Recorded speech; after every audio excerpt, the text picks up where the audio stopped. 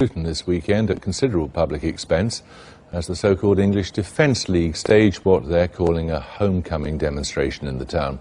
The group's about 2 years old and the police aren't quite sure how to classify it. They're vehemently anti-Islam, yet also have non-white and gay members. So in a moment I'll talk to their self-styled leader, Stephen Lennon, the man who goes by the pseudonym Tommy Robertson. Katrine Nye, a reporter for Newsnight and the BBC Asian Network, has spent the last 6 months getting to know members of the EDL.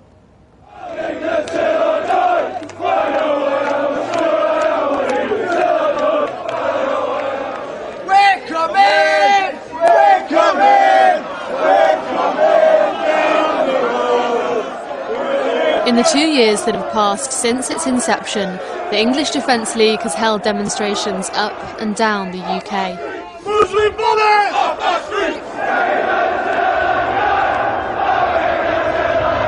They've spawned opposition groups and counter-demos, the combination shutting down city centres.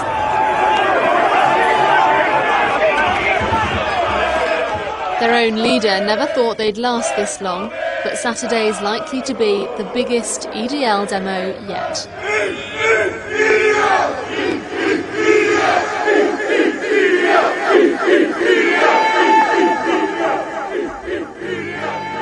My barrister said they haven't arrested you on either of them, so they can't, like on a technicality. She said you don't need to attend court, so don't go to court.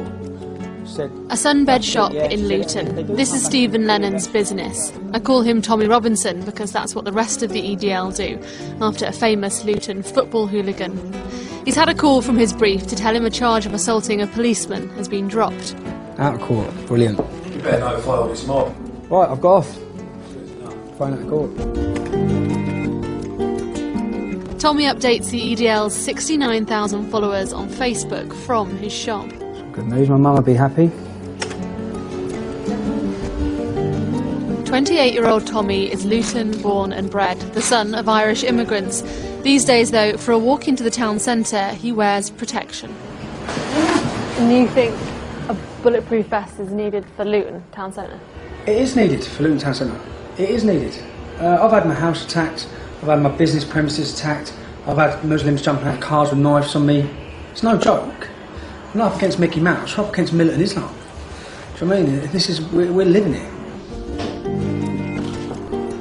Not for the first time, Luton is under the spotlight for extremism. Unfortunate history links the town to the fertiliser bomb plot and 7/7 bombings, among others. We are the people living in this town. We are the people living side by side. When we queue up in that bank there, we're queuing up next to radical, lunatic Muslims. It was here in March 2009 that a small group of Muslims taunted a parade by the Royal Anglian Regiment.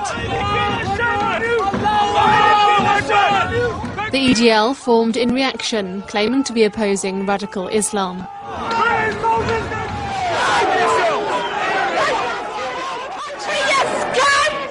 It's escalated across the country, it's gained momentum, it's now a phenomenon that swept the country, and we're bringing it back, and we're showing how far we've come in 2 years.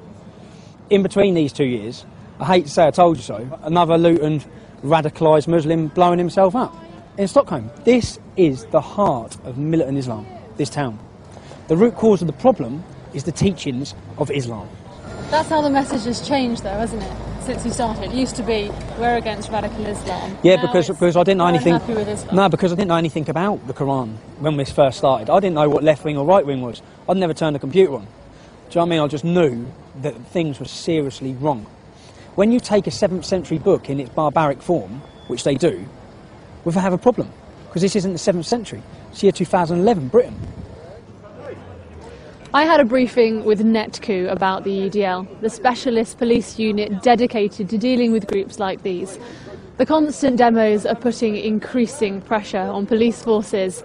An intelligence officer told me they never thought the EDL would still be in existence this long after formation. But exist they do, and they're not stopping. Tommy spends much of his time travelling up and down the country to meetings. From its origins in Luton, the group has garnered followers across the UK. It's split into divisions, the term being one of the many military references that are weaved through the EDL. Tonight, it's a brand new division, Chelmsley Wood, a suburb of Birmingham. When Newsnight first featured the EDL, a group meeting was an empty warehouse, the suspect masks, and a symbolic gesture to counter Nazi accusations. Relentlessly pursuing you in our quest to see all Sharia banished from our great democratic country. Long live the free.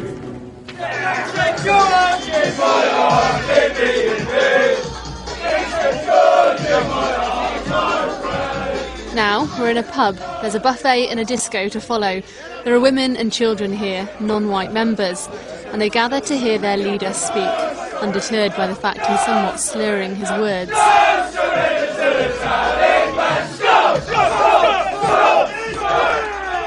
We've been walking on eggshells through fear of being called a racist. You want to call me a racist? Tattoo it there. You want to call me a racist for protecting my youth, my Hindu youth, my Sikh youth, my Jewish youth, our youth, against Muslim paedophilic gangs that are raping them from one end of the country to the other. It's time to... Despite the fact we've been allowed to film, not everyone is comfortable with the camera. A lot of people are happy with the camera being here. No, most people heard about English Defence League through documentaries, through the media, through... The only way we get our voice out there is through that.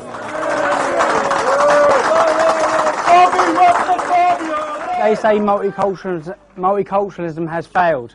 It hasn't where I come from. We have integrated. There is no problem with West Indian youth. There is no problem with Sikh youth. The problem is with Islamic integration. Why is it being left to us, uneducated, working class lads of fucking council estates? Why is it being left to us to educate people? That's why it is. This is a theme that Tommy returns to over and again, the sense that no one is representing the white working class. He argues that Muslim communities do have leaders that represent their views. Done.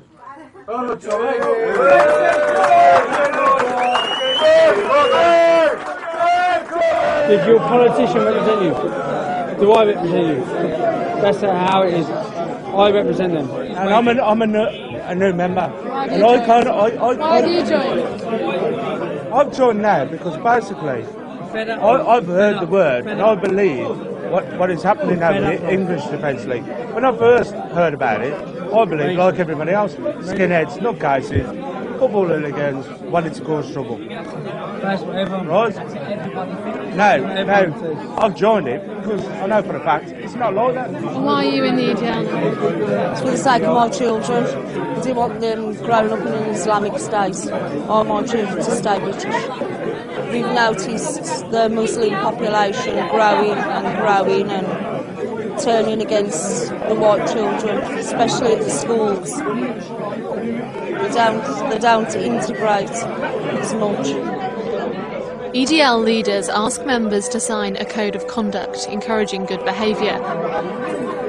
They tell me they're trying to remove swearing from speeches, that the word Paki is not acceptable at marches, even though it slips into Tommy's conversation. Osama bin Laden, I am coming for you.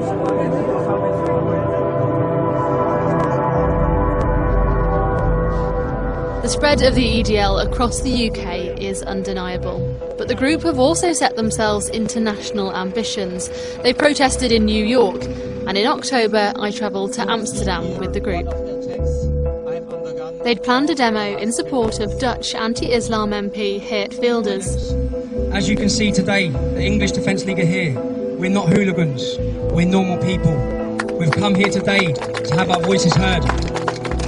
The demo was moved out of the city at the last minute, so the EDL ended up on an industrial estate. There were more press and police than supporters.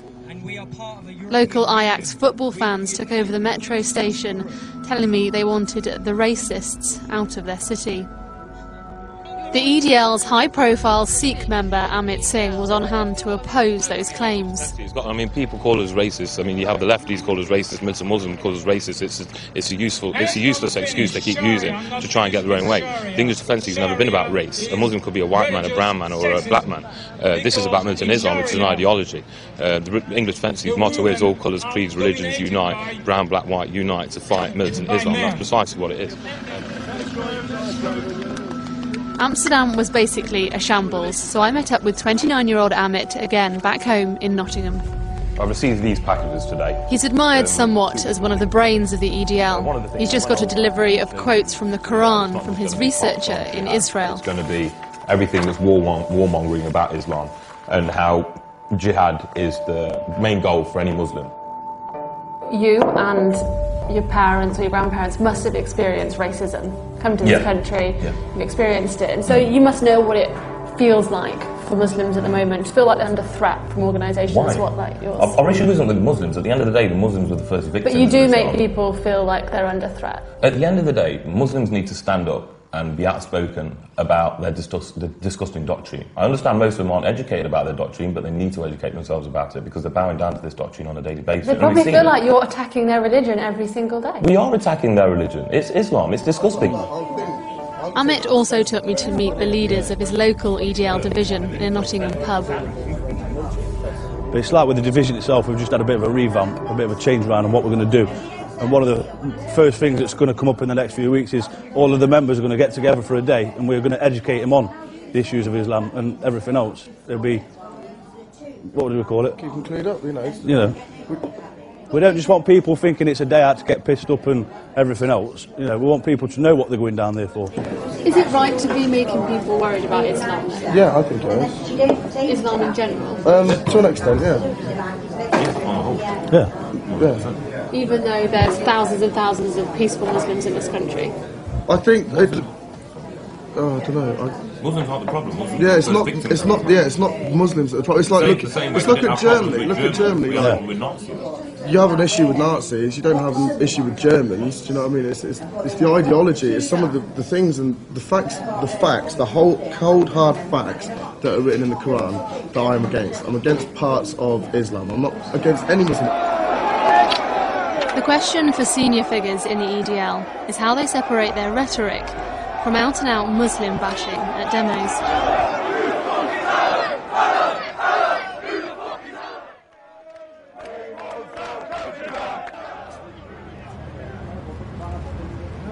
For this so-called homecoming demonstration, Bedfordshire Police will be forced to mount their largest ever policing operation.